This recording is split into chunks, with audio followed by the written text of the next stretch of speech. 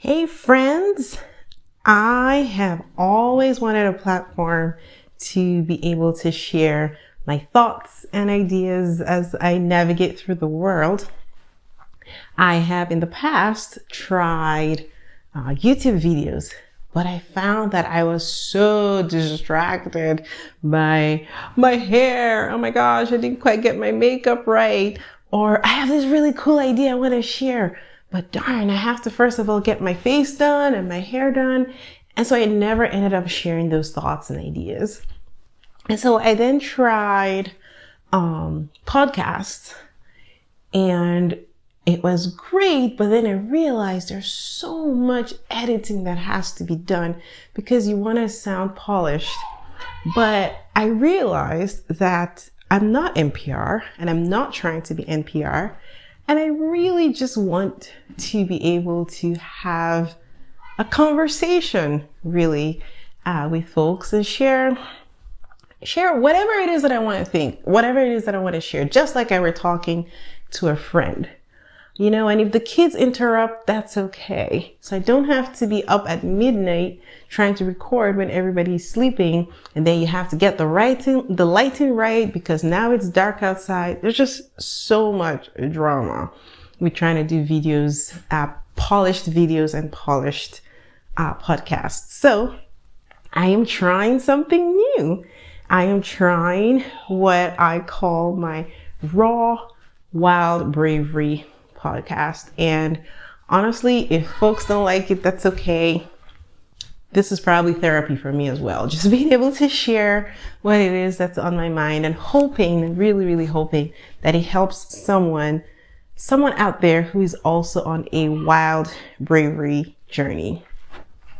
So I'm also not going to have any specific topics in mind. Honestly, I'm just going to share whatever I think might be helpful to someone or whatever it is that I want to say. So today, I am going to just talk about my TEDx experience. Actually, this time, I'm actually answering questions that people have asked me. And hopefully the answer helps someone or maybe inspires someone to go do a TEDx talk. So TEDx actually is built on the premise of ideas worth sharing. And they really honestly don't require you to be super polished or this perfect speaker. They actually want people who don't have a huge platform, but have ideas that are worth sharing.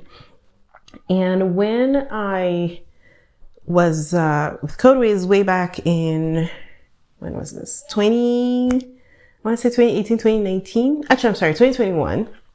I recorded a video where I was talking about Codeways, and people would always ask me, is this a TED Talk? Or have you ever given a TED Talk? Or, oh my gosh, I felt like I was listening to a TED Talk.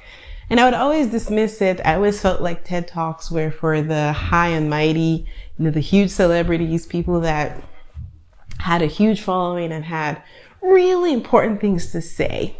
And so I never really, pursued it. But as I was starting to think about Ruth 2.0 and thinking about my next chapter, it kept coming back to mind that I should do a TEDx talk. And you know how it works where it's like a self-fulfilling prophecy? I probably Googled TEDx and then Facebook started to show me all the TEDx stuff. And so I decided to take the plunge, why not? And after reading some of the stories of people who gave TEDx talks, I was like, with all humility, this person hasn't done half of what I have done. And yet they have an amazing TEDx talk that people love and has really inspired people. So I decided to give it a go. And I learned that it is quite the journey writing your TEDx talk, because you really have to dig deep and really think about what is the message that you want to share with the world. What's the message that you want to share with the world? And how can you distill that message to 16 minutes? So you really end up having to, first of all, go broad and think about everything you want to say, and then do the work to really distill it to 18 minutes or less. So mine ended up being 16 minutes. And how I found the TEDx talk, that's another question folks often ask. When I decided to do it, I actually, joined a support group. They're TEDx support groups. And so I learned a lot about the process and how it works. And in a nutshell, here's how it works. TED is the big stage. TED is the stage that is reserved for, the big guys. The OpenAI CEO just gave a TED talk. You often have celebrities on the TED stage. But the TEDx talk are smaller stages. And these are put on by community members. So a community member, like me, for example, I can go to TED and say, hey, I would like to put on a TEDx event in Acton, Massachusetts. They would give me a license, and then I would go out and find speakers who would come speak on the stage. But when it's eventually released online, it's released to the TED YouTube channel, which has, 40 million subscribers or something incredible like that. So I got on a TEDx stage. You can't even get to the TED stage without going through the TEDx stage first. And each TEDx organizer has liberty over how they want to bring on speakers. So generally, they would have a theme. Like the one I did, the theme was the power of we. So they would have a theme, and then they would put out an invite for speakers, and multiple people would apply. Most TEDx events have applications between 200 to sometimes 1,000 people will apply, and they're trying to pick 6 or maybe 10.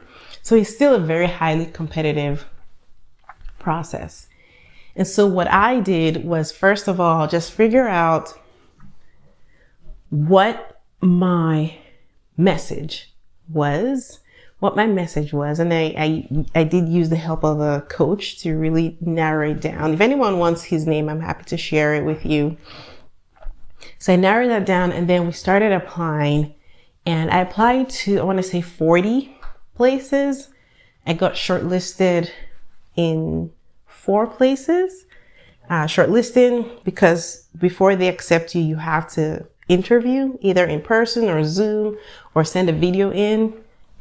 So I got shortlisted in 4 places, but then I got accepted to TEDx Faro Park in Lima, Ohio.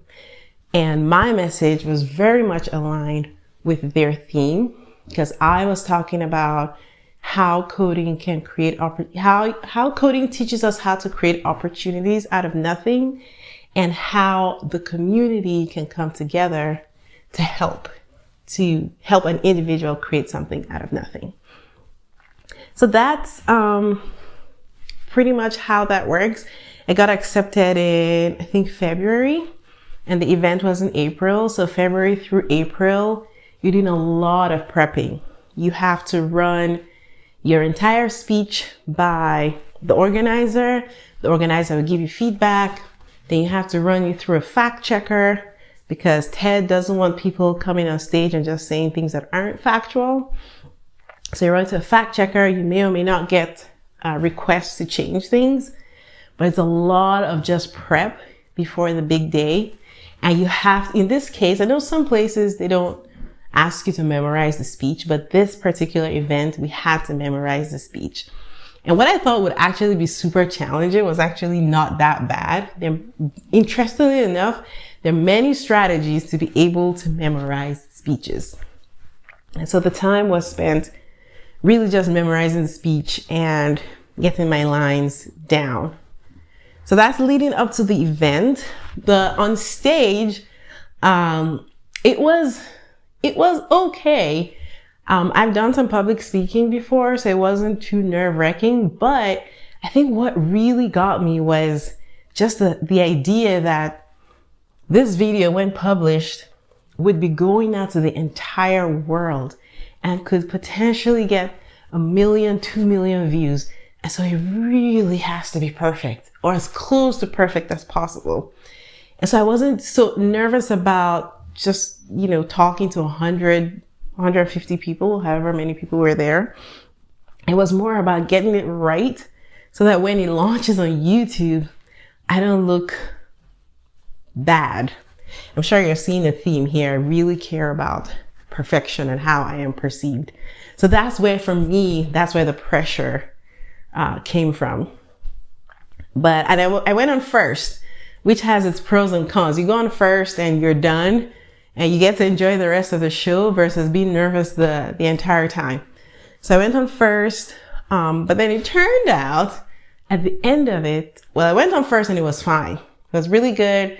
I got applause. They're clapping here and there when I was sharing my story. People were laughing. But then it turns out, as with everything in life, nothing is perfect. The audio wasn't quite captured in the recording. So I had to do it again. And I had to do it to an empty audience this time. So imagine just feeling like you're done, you're finally made it, all this months and months and months of preparation, and you delivered, it was awesome. And then they say, sorry, you have to do it again. And you have to get yourself back in the zone and deliver it just like there are people in the audience. So that was challenging, but I did it. And I think as we talk about, wild bravery, that's one of the things that we always have to be ready for.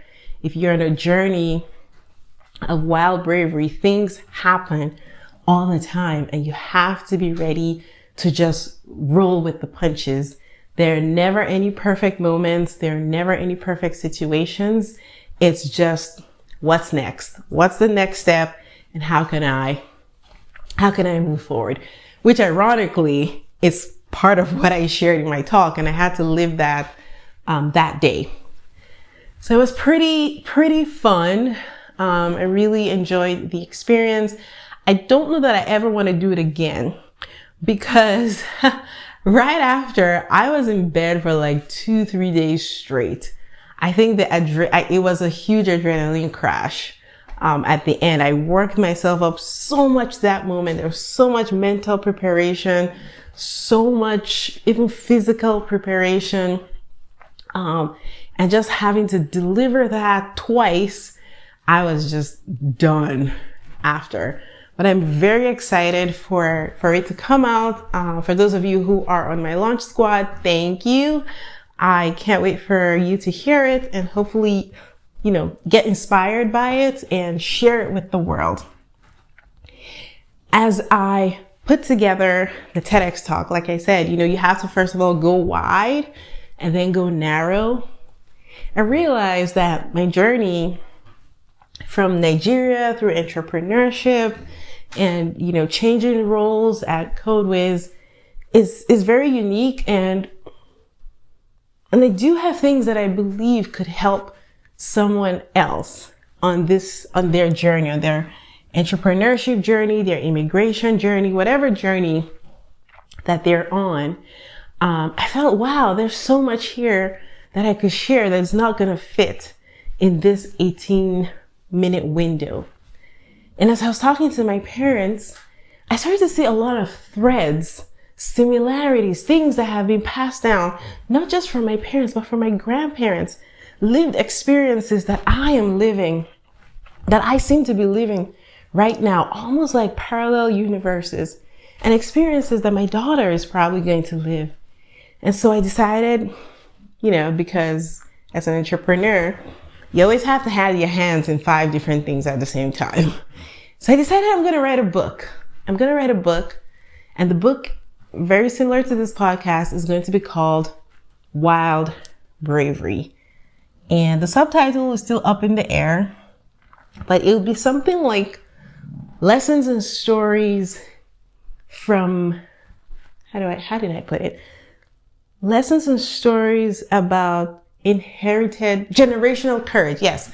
Lessons and stories about generational courage and building something from nothing. Because this whole thing of building something from nothing apparently did not start with me. It goes way back to my grandparents, and potentially even my great-grandparents. And so what lessons can we learn? What lessons have I learned in the last few years that I can share with any budding entrepreneur? And what lessons can we teach our children so that they also will have wild bravery? Because it's people with wild bravery that can change the world. All right, so that's the end of my very first episode of Raw Wild Bravery. I'm not going to edit this. I'm just going to put it out into the world as is. If you like it, great. If you don't, I'm sorry. There are many other podcasts that are very polished, that are done really well, and I'm sure you will learn a lot from them. But for me, this is going to be my way of expressing myself and putting myself out there, just raw, unfiltered, sharing my message with the world. All right, guys, there's not going to be any outro music either. So have a wonderful day.